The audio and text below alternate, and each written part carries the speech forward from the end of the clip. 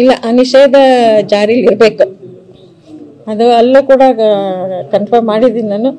ನಮ್ಮ ಉದ್ದೇಶ ಇಲ್ಲ ಅದು ಅಲ್ಲಿ ತೊಂದರೆ ಆಗುತ್ತೆ. ರಾತ್ರಿ 9 ಗಂಟೆ ತನಕ ತೆಗೆದಿರ್ತಾರಲ್ಲ, 9 ಗಂಟೆಯಿಂದ 6 ಗಂಟೆ ತನಕ, 6 ಗಂಟೆಯಿಂದ 9 ಗಂಟೆ ತನಕ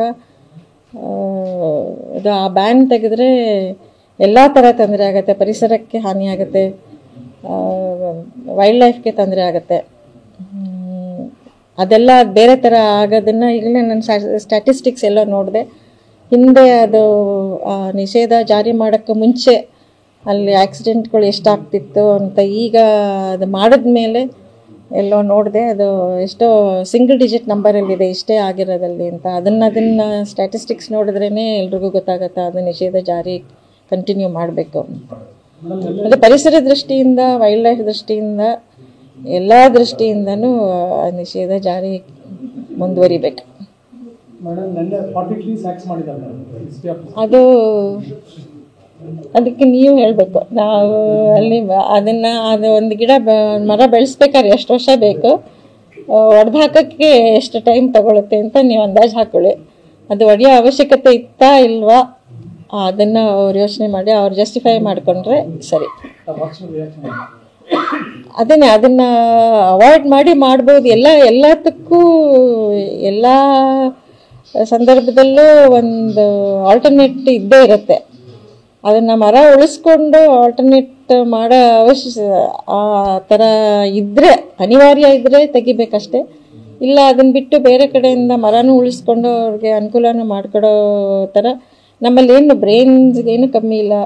ಒಳ್ಳೊಳ್ಳೆ ಇಂಜಿನಿಯರ್ಸ್ ಇದ್ದಾರೆ, ಆರ್ಕಿಟೆಕ್ಟ್ಸ್ ಇದ್ದಾರೆ, ಎಲ್ಲರೂ ಇದ್ದಾರೆ. ಒಂದು ರಸ್ತೆ ತಾನೇ ಬೇಕಾಗಿತ್ತು, ಅದನ್ನು ಆಲ್ಟರ್ನೇಟ್ ಮಾಡ್ಬೋದಾಗಿತ್ತೇನೋ ಗೊತ್ತಿಲ್ಲ ನನಗೆ. ಅದರ ಮಾಡಬೇಕು ಅನ್ನೋ ಉದ್ದೇಶ ಇದ್ದರೆ ಆಲ್ಟರ್ನೇಟ್ ಪ್ಲ್ಯಾನ್ನು ಆಗೇ ಆಗತ್ತೆ. ಅದು ಅವರು ಹೇಗೆ ಜಸ್ಟಿಫೈ ಮಾಡ್ಕೋತಾರೆ ಗೊತ್ತಿಲ್ಲ. ಒಂದು ಮರ ಬೆಳೆಸ್ಬೇಕಾದ್ರೆ 40-50 ವರ್ಷ ಆಗುತ್ತೆ. ಅದು 50 ವರ್ಷದ ಮರ ಅಂತ ಇವತ್ತು ನೋಡಿದೆ ನಾನು.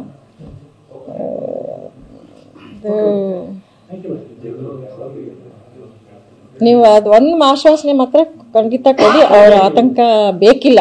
ಅದು ಮೊದಲಾಗ ಆತಂಕ ಸೃಷ್ಟಿ ಮಾಡುವಂಥ ಸಂದರ್ಭನೇ ಅವಶ್ಯಕತೆ ಇರಲಿಲ್ಲ. ನೀವು ಮುಂದಕ್ಕೂ ಏನಾರು ಇದ್ರೆ ಡೈರೆಕ್ಟಾಗಿ ನೀವು ನಮ್ಮನ್ನೇ ಕೇಳ್ಬೋದು. ಅವ್ರು ಬರಲಿ, ಆಮೇಲೆ ನೋಡೋಣ. ನಾವು ಯಾತಕ್ಕೆ ಮೊದಲನೇದಾಗಿ ಯಾವ್ಯಾವ್ದು ಸೇರಿದೆ ಅನ್ನೋದೇ ಗೊತ್ತಿಲ್ಲ. ನಾವು ಲಿಸ್ಟ್ ಕಳಿಸಿದಾಗ ಅವ್ರು ನಮ್ಗೆ ಏನಾರು ಹೇಳಿದರೆ ಇಂಥ ಸೇರಿದೆ, ಈ ಥರ ಸೇರಿದೆ ಅಂತ ಹೇಳಿದಿದ್ರೆ ಏನೋ ಇದಾಗ್ತಿತ್ತು. ನಮಗೇನು ಗೊತ್ತಿಲ್ಲದೆ ನಾವು ಕಾಗದ ಕಳಿಸಿದ್ದೀವಿ. ಅದರಲ್ಲಿ ಏನು ಬರುತ್ತೆ ಇಲ್ಲ ಅನ್ನೋದು ಆ ಕಡೆಯಿಂದ ಬರಬೇಕು. ಅದು ಬಂದಮೇಲೆ ನಾವು ಏನಾರು ಇದು ಮಾತಾಡ್ಬೋದು. ನನಗೇನು ಗೊತ್ತಿಲ್ಲದೆ ನಿಮ್ಗೆ ಜವಾಬು ಹೇಳೋಕ್ಕೆ ಇಷ್ಟೇ ನಾನು ಹೇಳ್ಬೋದು. ಆತಂಕ ಇಲ್ಲ ಅಷ್ಟೆ. ಅದು ಅಲ್ಲಿ ಏನಾಗ್ತಿದೆ ಅಂತ ನಮ್ಗೆ ಗೊತ್ತಿಲ್ವಲ್ಲ. ನಮ್ಮ ಇದ್ರೊಳಗಡೆ ಏನಿದೆ, ನಮ್ಮ ಮೈಂಡಲ್ಲಿ ಏನು ಕ್ಲಾರಿಟಿ ಇದೆ ನಾನು ಕೊಡ್ಬೋದು.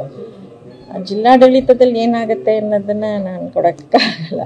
ನಮ್ಗೆ ಈಗ 20ನೇ ಇಸ್ವಿಲಿ ಕೂಡ ನಮ್ದು ಯಾವುದೋ ಒಂದು ಕೇಸ್ ಇತ್ತು, ಅದು ನಮ್ಮ ಪರವಾಗಿ ಆಗಿದೆ. ಅದಕ್ಕೆ ಖಾತೆ ಮಾಡಿಕೊಡ್ಬೇಕು ಅಂತ EDC ಆದೇಶನೂ ಇದೆ ನಮ್ಮ ಹತ್ರ.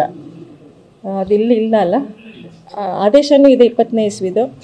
ಸೊ ಯಾವ್ದು ಸೇರಿದೆ ಇಲ್ಲ ಅಂತ ಗೊತ್ತಿಲ್ಲ ನನಗೆ.